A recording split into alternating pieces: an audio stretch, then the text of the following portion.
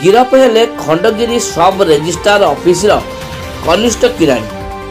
Office जांच बेले जबत है 15 लाख रु ऊर्ध्व टंका।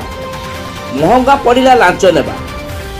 गिरफ हेले खंडगिरी सब रेजिस्ट्रार ऑफिसर कनिष्ठ किराणी देवजानी कर।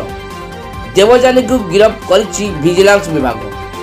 गतकाली जमी कागजपत्र बाबद को 20,000 लांच नहीं धरा पड़ी।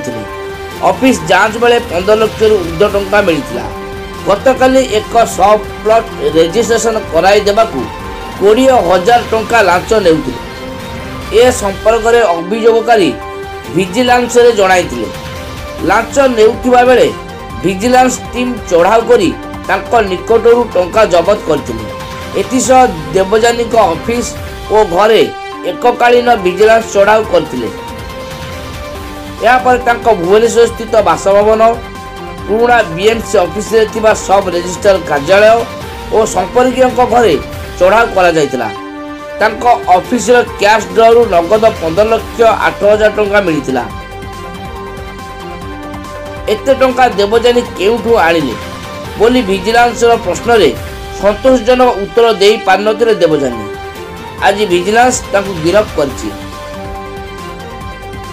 भुवनेश्वर प्रकाश चंद्र प्रधान का रिपोर्ट, ओडिशा पब्लिक न्यूज।